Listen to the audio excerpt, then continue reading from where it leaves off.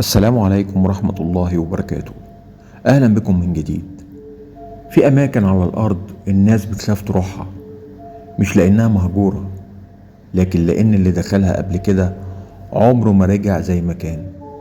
النهاردة هحكي لكم واحدة من أغرب وأرعب الأساطير اليونانية، قصة مليانة غموض، لعنة قديمة، وجزيرة بيقولوا إنها بتختار ضحاياها بنفسها. لو قلبك ضعيف يبقى يمكن الأحسن ما تكملش.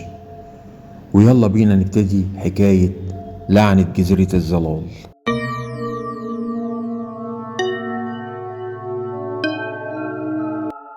في اليونان بعيد عن الأماكن السياحية في جزيرة صغيرة اسمها كاستيلو. الجزيرة دي مش موجودة على أي خريطة سياحية، وأهل القرى القريبة بيتجنبوا حتى يبصوا ناحيتها بعد غروب الشمس. بيحكوا إن من أكتر من 300 سنة كان في معبد قديم مخصص، استغفر الله العظيم طبعا، لإله النور، لكن كاهن من الكهنة خان العهد وبدأ يقدم قرابين بشرية عشان يطلب الخلود. ومن يومها الجزيرة تحولت لمكان ملعون. في سنة 2025 5 أصحاب مصريين كانوا بيصيفوا في اليونان، وأثناء رحلة بالمركب الجو قلب فجأة والموج رماهم ناحية الجزيرة الغريبة دي.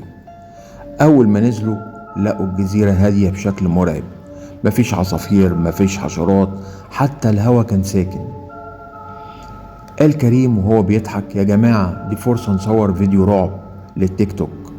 لكن أول ما شغل الكاميرا الشاشة بقت كلها تشويش، وبعد ثانية ظهر وش راجل عجوز بعينين سودة بالكامل.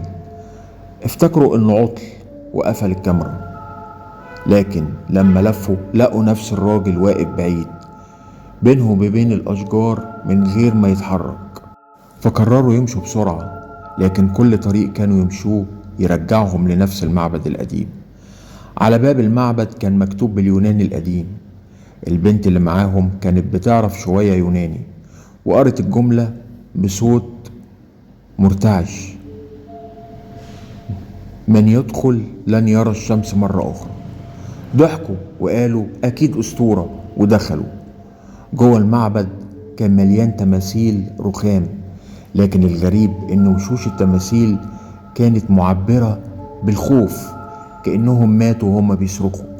فجأة سمعوا صوت خطوات، خطوة وبعدين خطوة تانية، لكن مفيش حد.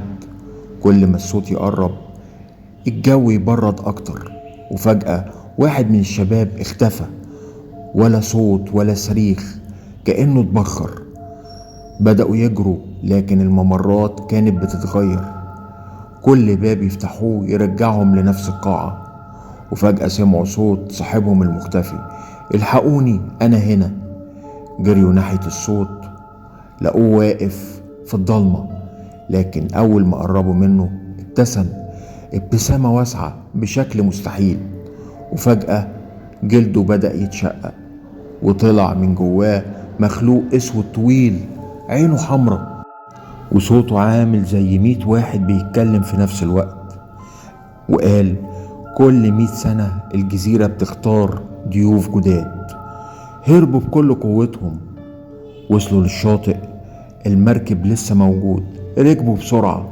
أول ما المركب بعد عن الجزيرة بصوا وراهم، لقوا كل أصحابهم اللي ماتوا واقفين على الشاطئ بيبتسموا. افتكروا إنهم نجوا، لكن لما وصلوا الفندق فتح كريم الكاميرا بيشوف الفيديو، ما لقاش الجزيرة ولا أصحابه. الفيديو كان فيه هو واقف لوحده داخل المعبد، وبعدين الكاميرا صورت حاجة وراه، المخلوق الأسود. قبل ما الشاشة تطفي سمع نفس الجملة: احنا خرجنا معاك. بعد اسبوع كريم اختفى من شقته في أثينا.